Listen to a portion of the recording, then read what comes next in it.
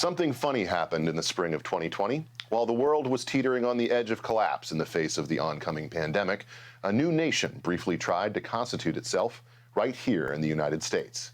You probably never heard of it, but the Western States Pact is a symptom of what ails America and a harbinger of things to come.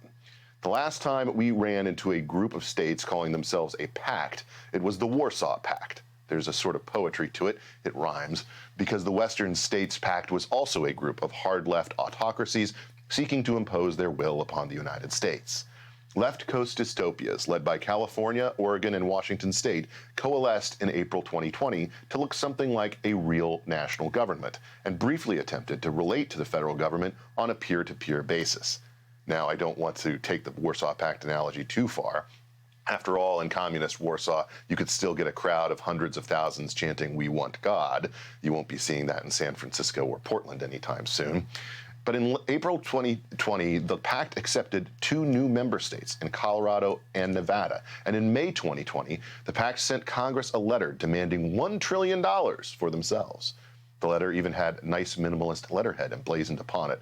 It's a design touch that's easy to miss, but if you know California, you can easily imagine some mighty bureaucrat gazing with satisfaction upon his works. Then, nearly as soon as it began, the Western States Pact abruptly disappeared from public view.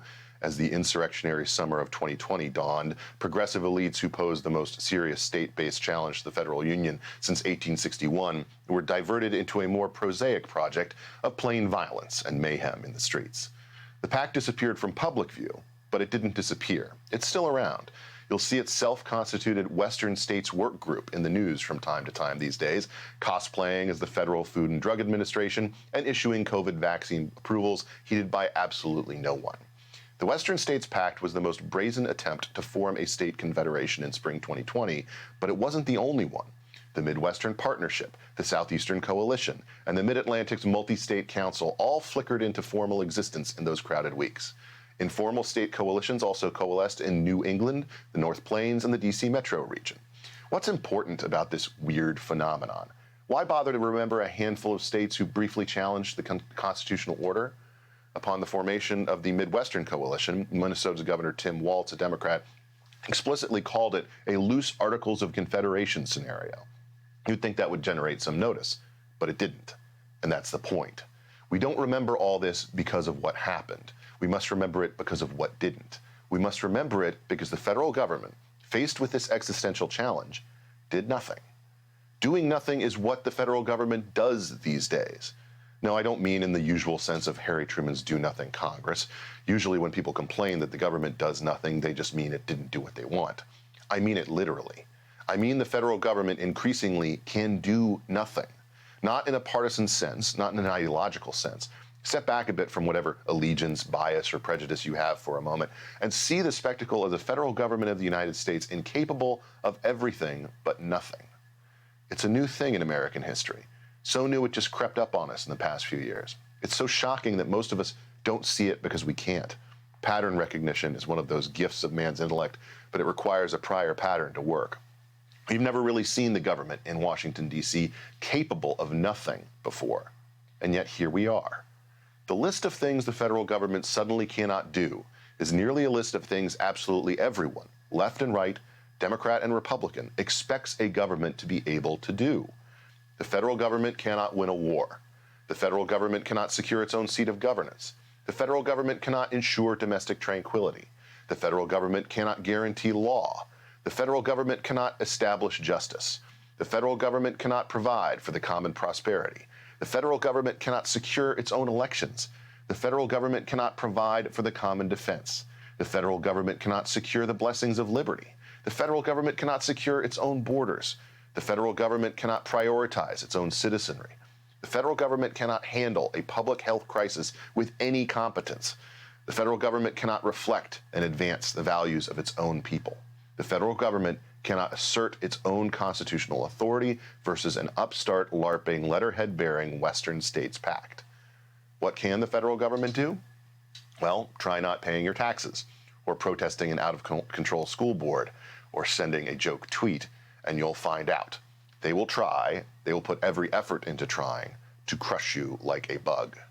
It's a late Soviet state of affairs. We like to think that the USSR fell because its peoples yearned for freedom, but the Soviet Empire actually collapsed because in the end, its government could do nothing. Come the early 1990s, the average Soviet citizen lived in a country defeated in Afghanistan, shot through with endemic violence, stricken with radically empty grocery shelves, afflicted by an increasingly worthless currency, and ruled by an aging group of idiots whose governance veered between insane radicalism and lethal incompetence. It was a country like the one you and I live in today. Do you remember the name of our country, though? It's the United States of America. And that's the key to how we find a pathway out of this predicament. If the swamp ticks grown fat and happy off the federal government won't do their jobs, the states must stand up and do it themselves. In essence, who am I? I'm the guy who does his job.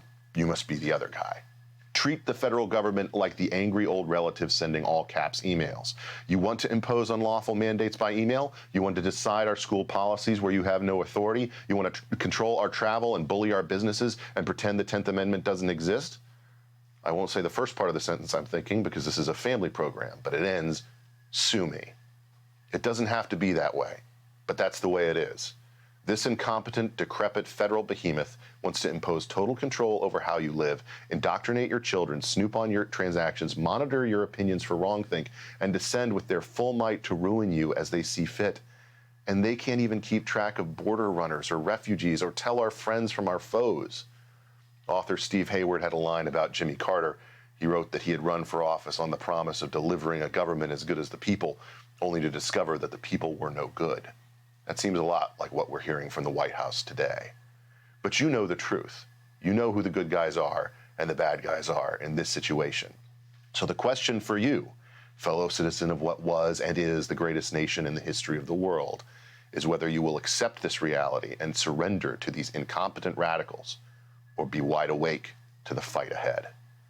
I'm Ben Domenech, and this is The American Crisis. Hey, Sean Hannity here. Hey, click here to subscribe to Fox News YouTube page and catch our hottest interviews and most compelling analysis. You will not get it anywhere else.